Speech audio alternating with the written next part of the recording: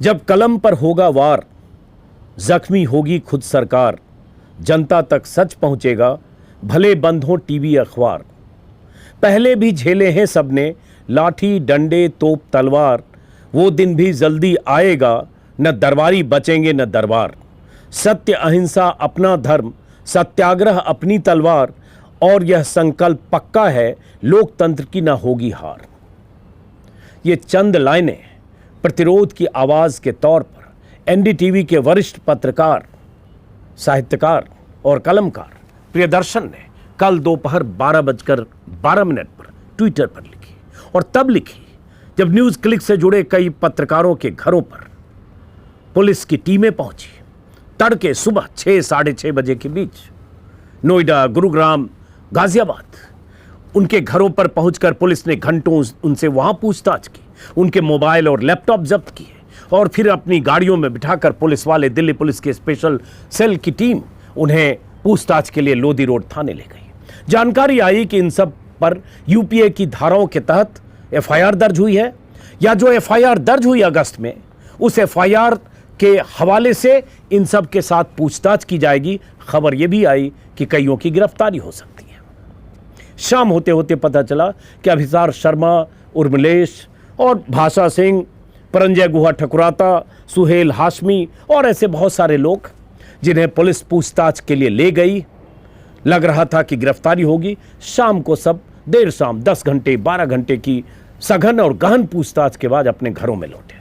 लेकिन news click के founder Pravir Purkayastha और एचआर हेड उन्हें गिरफ्तार कर लिया गया।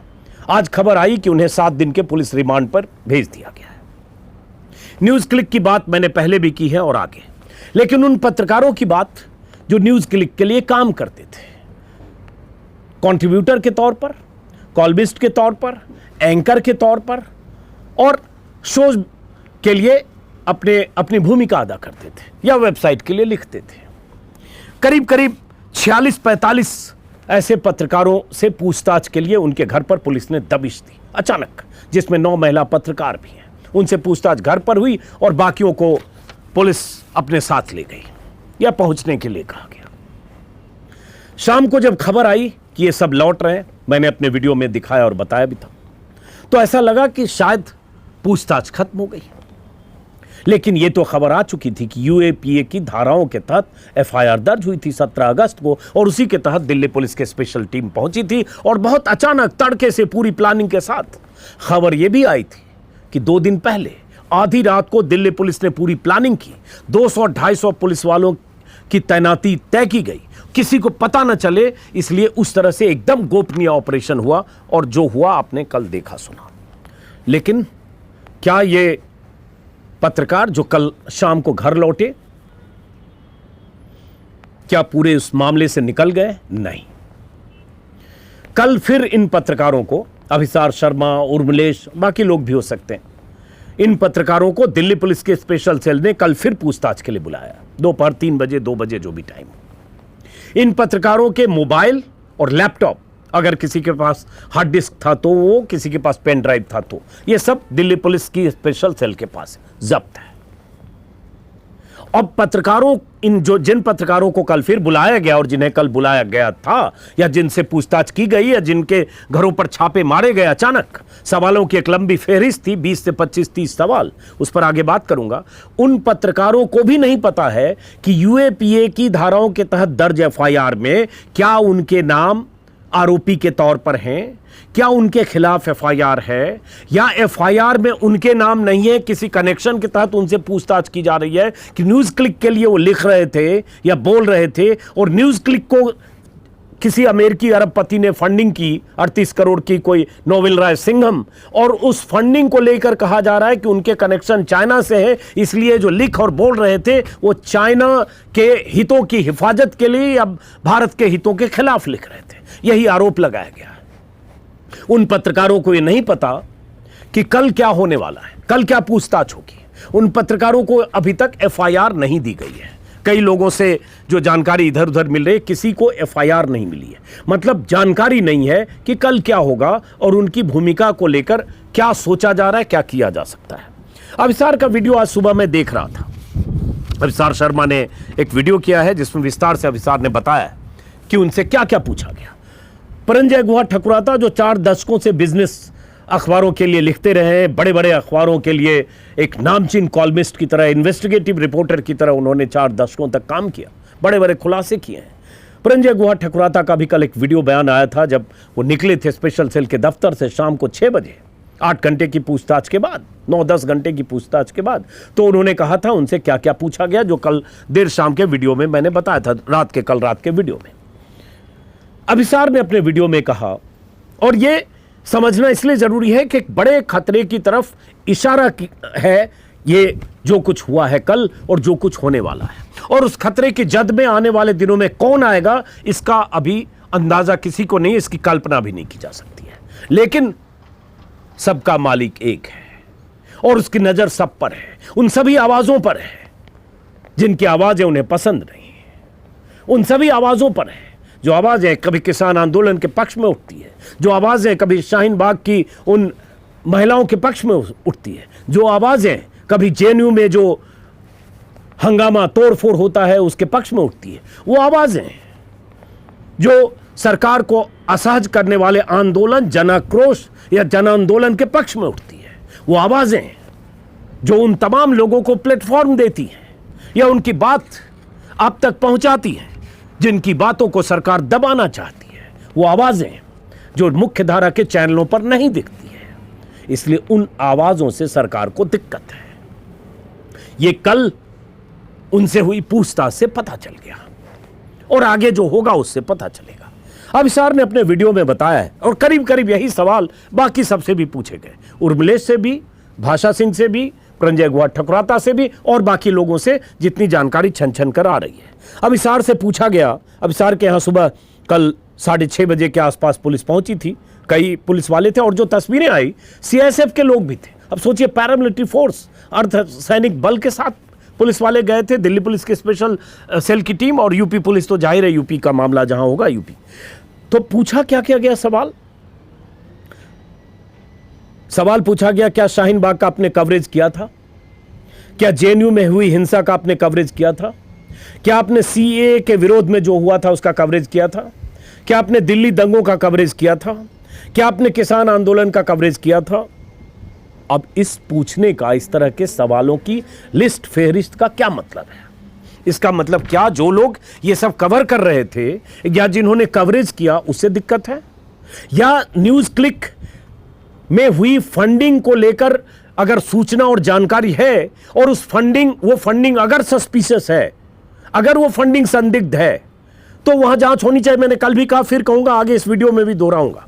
और वो 2 साल पहले ईडी 2021 में उसकी जांच कर रही थी, तो क्या हुआ और क्यों नहीं जांच 2 महीने 4 महीने में होकर जांच फाइनल स्टेज में पहुंची, या अब यूएपीए तक मामला क्यों आया, और क्या ये यूएपीए का मामला है अगर वहां फंडिंग हुई तो? और फंडिंग हुई तो प्रवीर पुरकायस्थ और उनके एक सहयोगी को गिरफ्तार किया गया, लेकिन वो पत्रकार जो उस संस्था के लिए काम कर रहे थे। कल भी मैंने कहा था कि अगर अडानी पर कोई आरोप होता है, अडानी के की कंपनी में फंडिंग का, इन्वेस्टमेंट का, या फॉरेन से पैसे आने का, या किसी तरह से मनी लॉन्ड्रिंग का, या मॉरिशस रूट से पैसे आने का, तो क्या अडानी की कंपनियों के कैशियर, अकाउंटेंट और सारे लोग 100, 200, 400 टॉप मैनेजमेंट के सारे लोग गिरफ्तार होते हैं? अडानी का तो कुछ बिगड़ा नहीं, बाकी की कोई बात नहीं है। तो पहले तो फंडिंग कहां से है उसकी जांच सरकार करे और पूरी मुकम्मल जांच के बाद जो तय होना हो। लेकिन 2 साल से जांच चल रही थी, हाईकोर्ट में से इन्हें राहत मिली, गिरफ्तारी पर रोक लगी थी, और उसके बाद अब यूएपीए का मामला आया। न्यूयॉर्क टाइम्स में छपी एक खबर के बाद 17 अगस्त को यूएपीए की धाराएं, बहुत सख्त धाराएं होती हैं जिसमें जो इन सब पर लगा है, जिन पर एफआईआर है। जो अभी जानकारी नहीं है कि अभिसार उस एफआईआर के में नामजद है या नहीं, भाषा सिंह, उर्मिलेश या ये लोग नामजद हैं या नहीं, किसी को एफआईआर दी नहीं गई। कुछ के वकील पहुंचे थे, उनका कहना है कि उनको एफआईआर नहीं दी गई, मतलब अभी पता नहीं। जब हो सकता है वीडियो जब आप देख रहे हैं पता चलेगा। यूएपीए की धारा है 13, आतंकवादी कृत्य के लिए सजा। यूएपीए की धारा है 16, आतंकवादी कृत्य। यूएपीए की धारा है 17, आतंकवादी कृत्यों के लिए धन जुटाना। आतंकवादी और धारा 18, षड्यंत्र, और धारा 22C कंपनियों द्वारा अपराध, मतलब आतंकवादी कृत्य, आतंकवादी कृत्यों के लिए धन जुटाना, आतंकवादी कनेक्शन से के तहत मामला दर्ज हुआ है, गिरफ्तारी हुई 2 की। अब जो छूटे हैं और जिनसे सवाल पूछा गया, कौन कौन लोग हैं जो जिन्होंने काम नहीं किया किसान आंदोलन और शाहीन बाग और दिल्ली दंगों के दौरान? वो चैनल के सारे लोग जिन्होंने किसानों को आतंकवादी, खालिस्तानी, पाकिस्तानी, देशद्रोही, मवाली, गुंडे, विदेशी पैसों पर यहां बैठकर मौज करने वाले लोग, ये सब कुछ कहा गया, आपको पता होगा। यही शाहीन बाग के केस में हुआ, यही दिल्ली दंगों के दौरान हुआ, यही जेएनयू के दौरान हुआ, या अभी अगर ये ओपीएस वाले दिल्ली में बैठ के आ गए थे, दिन भर रामलीला मैदान में प्रदर्शन हुआ, लाखों लोग आ गए थे, सारे चैनल पर ब्लैकआउट था, 2-3 मिनट की खबर दिखाकर 1-2 चैनल ने औपचारिकता जरूर की। यही अगर बैठ जाते 5 दिन 10 दिन यहां दिल्ली में ओपीएस के वो लाखों लोग जो 20 राज्यों से चलकर दिल्ली पहुंच गए थे, तो शायद उन्हें भी वही कहा जाता और उनका कवरेज करने वाले, दिखाने वाले लोग भी इसी तरह के लिस्ट में आते। क्या आपने ओपीएस को कवर किया है? क्या ओपीएस के लिए जो आंदोलन हो रहा था कवर किया है? क्या उन्हें जानते हैं? तो इस तरह के सवालों का मतलब क्या है? और अगर इस तरह का कवरेज हुआ तो क्या यह चाइना के कहने से हो रहा था? है? यह भी पूछा गया शायद किसी से, लद्दाख और अरुणाचल के एरिया में जो कुछ हुआ उस पर कुछ कवरेज किया कि नहीं? चीनी घुसपैठ या जो बफर जोन में चीन के कब्जे को लेकर है उस पर भी पूछा गया, शायद अभिसार से भी पूछा गया। तो भाई चीनी घुसपैठ को लेकर प्रधानमंत्री ने भले कह दिया हो गलवान हिंसा के बाद कि ना कोई घुसा है ना कोई घुसा हुआ है, लेकिन यह दुनिया जानती है, सरकार मानती है, 19 राउंड की कोर कमांडर लेवल पर बैठक हो चुकी है। शी जिनपिंग और मोदी की जो मुलाकात हुई थी अभी जो साइडलाइन में, उसमें भी ये बात हुई। भारत सरकार की तरफ से बार बार एतराज जताया गया है कि आप बफर जोन को खाली कीजिए, डिसएंगेजमेंट कीजिए। तो डिसएंगेजमेंट कहां किया जाना है? वहीं ना जहां घुसपैठ है, नो मेंस लैंड कहें, बफर जोन कहें, जहां चीनी सेना ने पूर्वी लद्दाख, अरुणाचल में एडवांस होकर आगे कहीं बंकर और अपने मोर्चे बना रखे हैं। और उस पर खबरें तो Hindustan times, times of India, Indian express, the Hindu, ऐसे 1 दर्जन रिपोर्टर के नाम जानता हूं जो लिखते रहे पिछले 2 सालों से। तो क्या वो चीन के कहने पर लिख रहे हैं? अगर ऐसे 10 रिपोर्टर्स ने, इंडियन एक्सप्रेस और हिंदू खास तौर से, times of India, economic times भी शामिल है, जिन्होंने लद्दाख के इलाके में चीनी सेना की घुसपैठ, बफर जोन बार बार करो, जहां भारतीय दावेदारी वाले इलाके हैं वहां अगर घुसपैठ और वहां वो खूंटा गाड़ कर बैठे, जहां से हम चाहते हैं डिसएंगेज करें, अपनी सीमा में जाएं, अपनी सरहद में जाएं, जहां थे वहां जाएं। मई 2020 के पहले की स्थिति बहाल हो, गलवान हिंसा के पहले की स्थिति बहाल हो, तो कहां बैठे? और वो जो रिपोर्ट कर रहे रिपोर्टर, क्या वो चीन के पैसे से कर रहे हैं? और ये अगर सवाल पूछा अभिसार ने या किसी ने, तो क्या वो चीन का एजेंडा है? ये कैसे साबित करना चाहते हैं और क्या साबित करना चाहते हैं? इसी से मंशा और मकसद समझिए। और फिर तो हमने भी कवर किया किसान आंदोलन, हमने भी ऐसे बहुत सारे आंदोलन कवर किए और आगे करेंगे। उनसे अभिसार का भी 2 मोबाइल और लैपटॉप जब्त किया गया है, जो पता नहीं कब मिलेगा। वीडियो में उन्होंने कहा कि उन्हें बताया गया शायद 20 दिन में मिलेगा कि नहीं मिलेगा।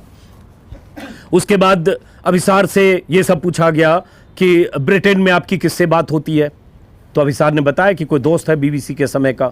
ऑस्ट्रेलिया में किससे बात होती है? अभिसार ने बताया कि कॉलेज के जो दोस्त 2 थे या हैं उनसे बात होती है।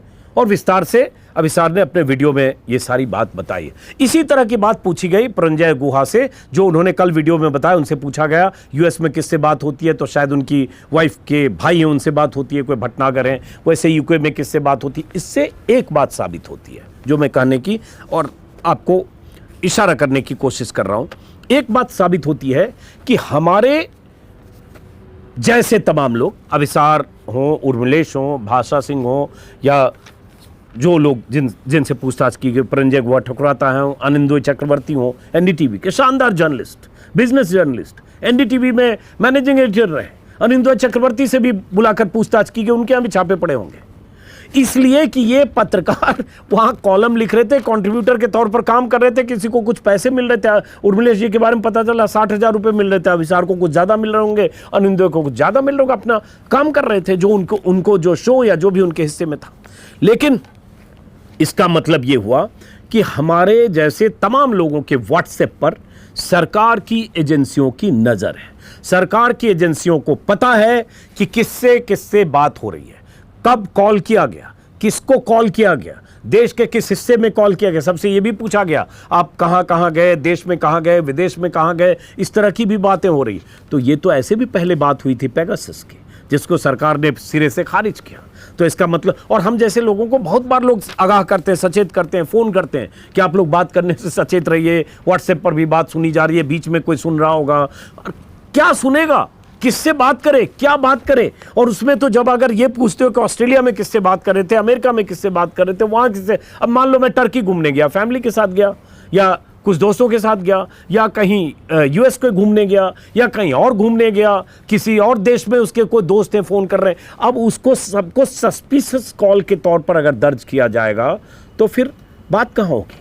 और पर्सनल एक डेटा भी होता है किसी के मोबाइल में। आप मोबाइल जब जब्त करते हो किसी पत्रकार का या किसी का भी, बिना किसी उस तरह के सर्च वारंट, और उसके ये भी मुझे पता चला कि कुछ पत्रकारों ने, जिनके घर कल पुलिस गई थी, उन्होंने जब कहा कि सर्च वारंट दिखाइए आपके पास क्या है, क्योंककि आप अचानक लैपटॉप जब्त कर रहे हैं, अलमीरा चेक कर रहे हैं, फाइलें किताबें चेक कर रहे हैं, तो पुलिस वालों ने कहा इसकी ज़रूरत नहीं, आप शांत रहिए, हम शराफत से पेश आ रहे हैं, आप हमारे पास इसके अधिकार है जिन धाराओं में मुकदमा दर्ज हुआ। और तभी कुछ लोगों को बताया गया कि यूएपीए की तरह के तहत है, जिसमें किसी सर्च वारंट की जरूरत नहीं होती, अचानक हम धमक सकते हैं, सब चीज़ जब्त कर सकते हैं, और धाराएं ऐसी कि जिसमें जमानत ना मिले। और ये हुआ था सिद्दीक कप्पन के साथ, जो 28 महीने करीब करीब जेल में रहे, वो भी तो एक पत्रकार थे। क्या मिला 28 महीने में?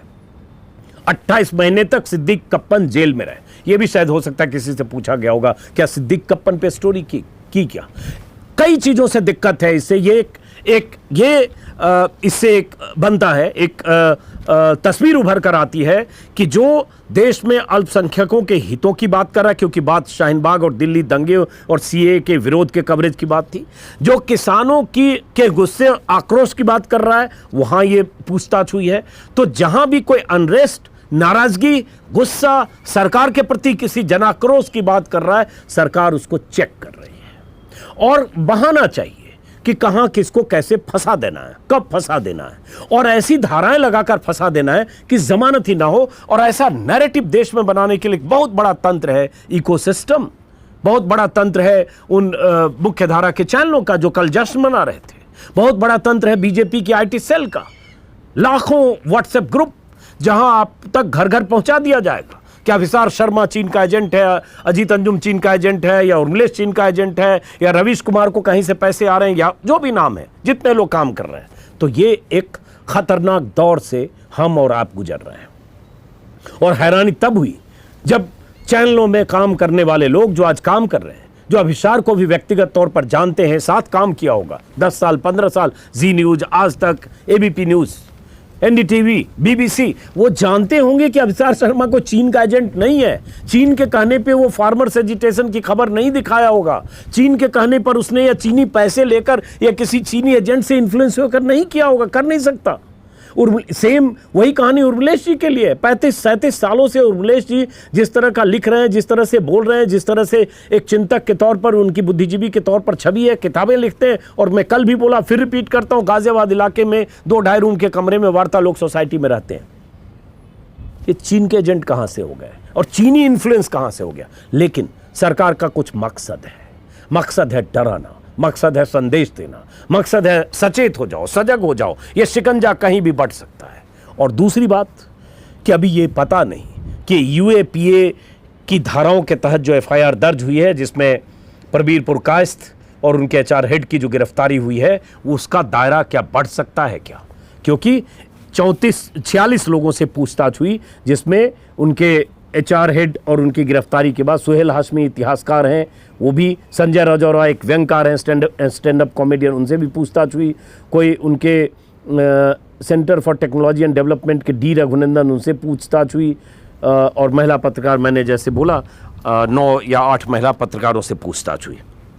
और दूसरी बात क्या होता है कि अगर मान लो आपको लगता है कि इन लोगों ने कुछ ऐसा किया है, कुछ सस्पिशियस लगता है, उसका एक तरीका भी हो सकता है, आप सम्मान करते ही करते, लेकिन छापामार दस्ते की तरह जिस तरह से दिल्ली पुलिस पहुंची है, तो ये ऊपर के निर्देश के बिना नहीं हो सकता। दिल्ली पुलिस अमित शाह के अधीन है, ये सबको पता है।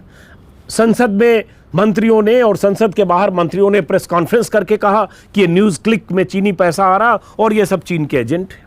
ये बहुत आसान है कह देना आज की तारीख में। बहुत सारे लोग ट्विटर पर चीन से जो भारत का व्यापार है, जिसका ग्राफ लगातार बढ़ता जा रहा है, उसके आंकड़े शेयर कर रहे हैं कि चीन से भारत का व्यापार लगातार बढ़ता जा रहा है। चीन से और चीनी प्रेसिडेंट से प्राइम मिनिस्टर मोदी के रिश्ते क्या थे कुछ साल पहले तक दुनिया जानती है, देखा है हम सब ने। साबरमती के तट पर झूले झुलाते हुए खुद प्रधानमंत्री मोदी, प्रधानमंत्री जब नहीं थे, मुख्यमंत्री थे, तो चीन यात्राएं 10 या 12 उनकी चीन यात्रा हुई और चीन से उनके करीबी रिश्ते थे चीनी प्रेसिडेंट से, और इसका जिक्र खुद प्रधानमंत्री मोदी गर्व से करते रहे। शी जिनपिंग से अपने रिश्तों का जिक्र करते हुए मैं कहीं वीडियो देख रहा था, कल भी जिक्र किया था दोपहर के लाइव में, उसमें उन्होंने कहा शी जिनपिंग ने तय किया कि मोदी जी आपके जन्मदिन के समय ही हम गुजरात आएंगे।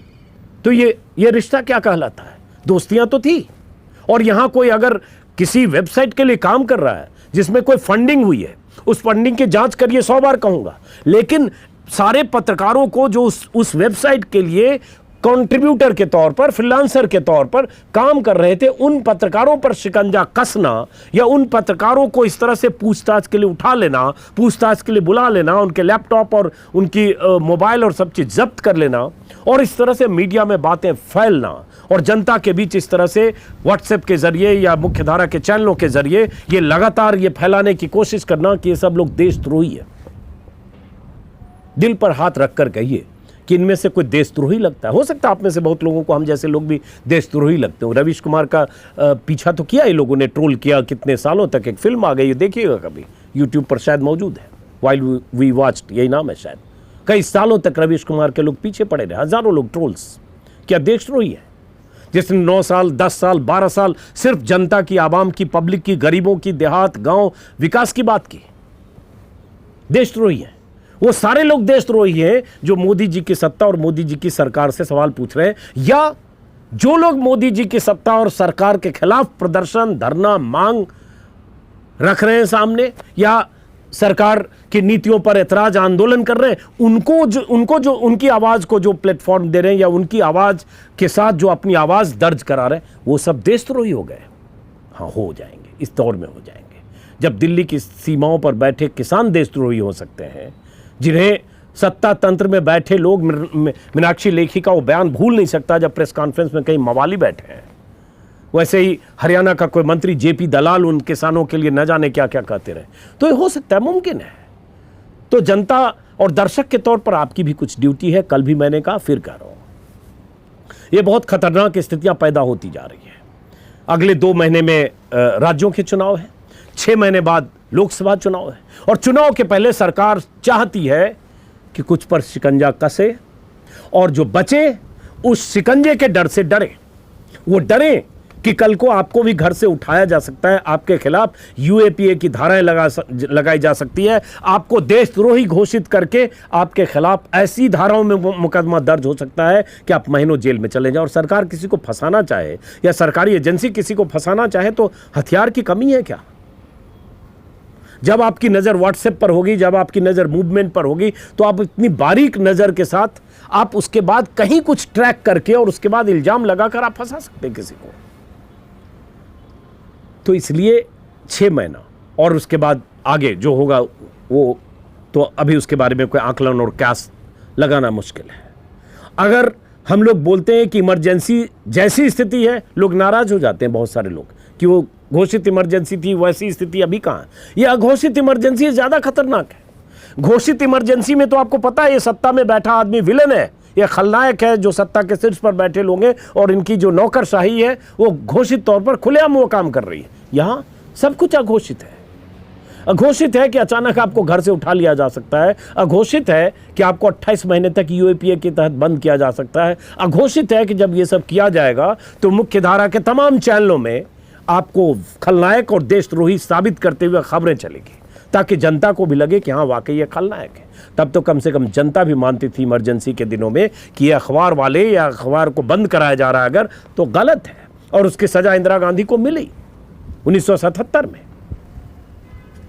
तो आज एक अघोषित इमरजेंसी है, और इस दौर में यह भी हुआ है, शायद आपको नहीं पता होगा, मैं चैनल का इंसाइडर रहा हूं, मैं जानता हूं बहुत सारे चैनल्स पर जो ऐसी आवाजें, मतलब ऐसे लोग जो आते थे चिंतक के तौर पर, विश्लेषक के तौर पर, विचारक के तौर पर, उर्मिलेश, जयशंकर गुप्त, बहुत सारे नाम, श्रवण गर्ग, बहुत सारे नाम।